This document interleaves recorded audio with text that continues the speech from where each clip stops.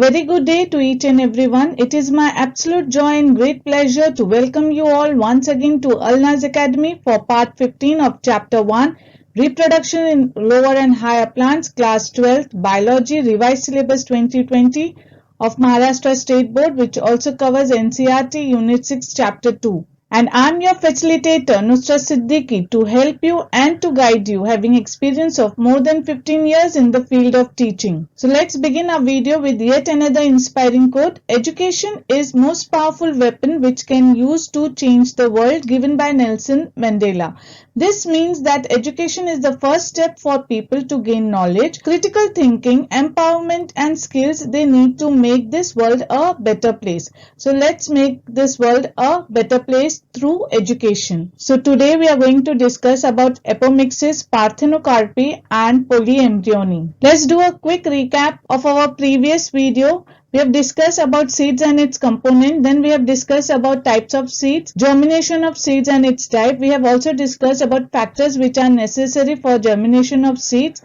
We have discussed about significance of seeds, fruits and its type, significance of fruits. So these were the topics which we have discussed in our previous video. So if you have not viewed that video, I will give you a link so that you can view that video for better understanding of this particular topic. So apomixis is a phenomena of formation of embryo through asexual method of reproduction without the formation of gametes and the act of fertilization. It is a asexual reproduction in plants by specific means without the mixing of gametes, and it mimics sexual reproduction, but there is no fusion of male and female gamete. So in apomixis, there is no fusion of male and female gamete. Apomixis is an asexual reproduction. It mimics sexual reproduction. Alternatively, apomixis is an unusual sexual reproduction where there is no meiosis and hence there is no syngamy. An embryo develops in the ovule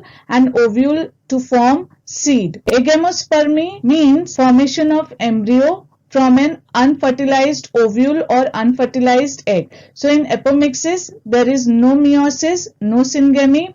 Embryo develops in the ovule and ovule forms seed. So agamospermy. Agamospermy means embryo is formed from an unfertilized egg or an unfertilized ovule. So there is no sexual reproduction taking place. There is no fusion of male gamete with the female gamete in apomixis. In apomixis, when a gametophyte or a cell, it produces embryo like structure without fertilization, then it is termed as apogamy.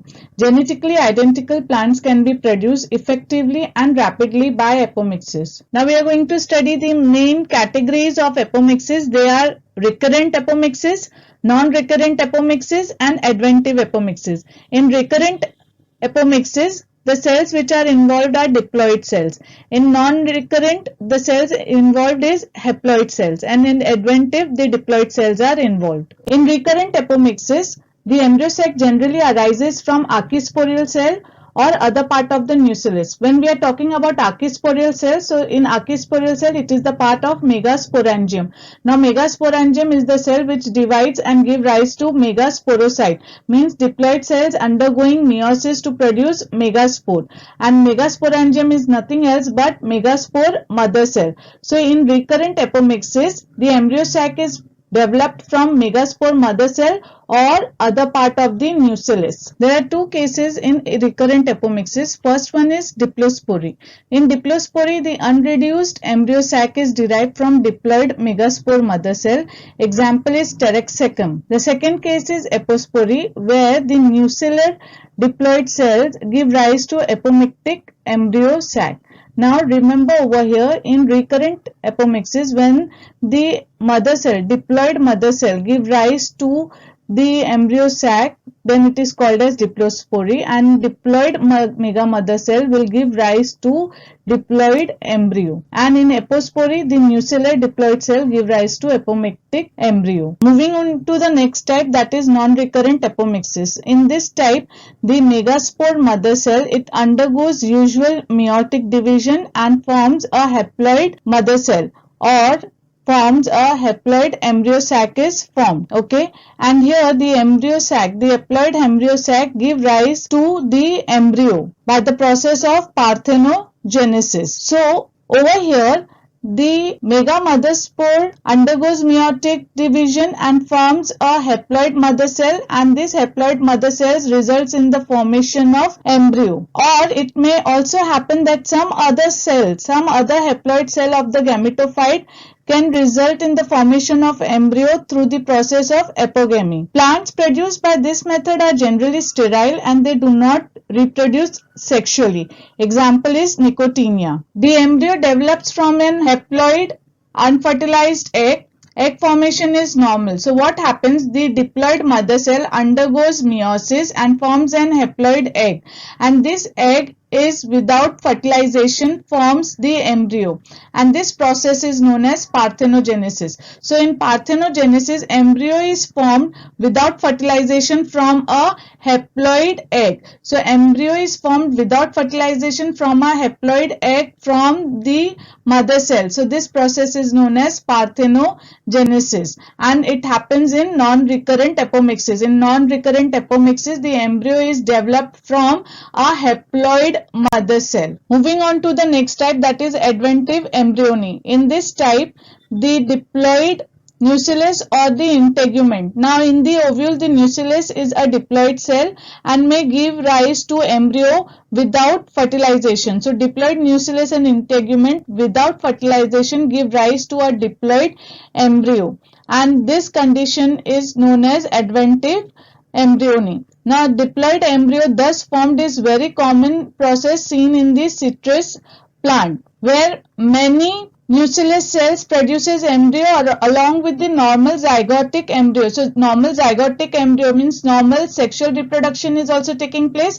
Along with that, the adventive embryony is also taking place. That is, nucellus or the integument cells are taking part in formation of diploid embryo. So many embryo will form due to the nucellus and integument taking part in formation of embryo, as well as a normal zygotic embryo is also taking place, and it is common in mango, orange, lemon, etc. And this gives rise, this many embryo gives rise to a condition which is called as polyembryony. This brings us to our next topic, that is polyembryony. Polyembryony is the development of more than one embryo inside the seed. It was first noticed by Leeuwenhoek in 1719 in the seeds of Citrus genus.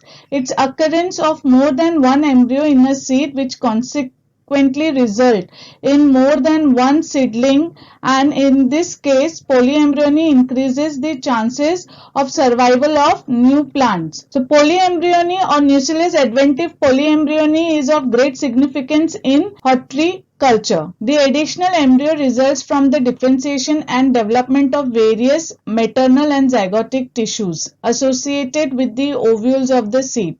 So polyembryony may be true or may be false depending upon whether the embryos arises in the same embryo sac or in the different embryo sac in the same ovule. The last topic, that is parthenocarpy. The term parthenocarpy was coined by Knoll in 1902. It is a condition where the fruit is developed without the process of fertilization, and it occurs naturally in some varieties of pineapple, banana, papaya, etc. In these plants, it seems that the placental tissue in the unfertilized ovary, it produces auxin, that is IAA, which is responsible for the enlargement of ovary into the fruit.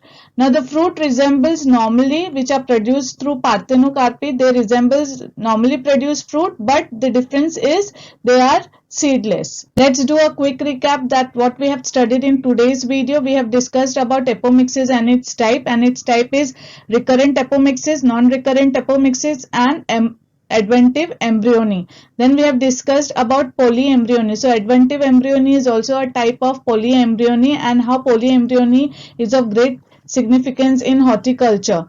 Then we have studied about parthenocarpy. Parthenocarpy, the fruit produced are seedless fruit, though they resemble the normal fruit, and some naturally occurring species or the plants are pineapple, banana and papaya, which are developed through parthenocarpy naturally. That's all for today. Thanks for watching this video. If you have any questions, do write to me at alnazacademyofficial@gmail.com. So with this video, we come to an end of our first chapter, that is reproduction in lower and higher plants. So till we meet next time, stay safe, stay positive, do like, subscribe and share this video with your friends so that they may also benefit.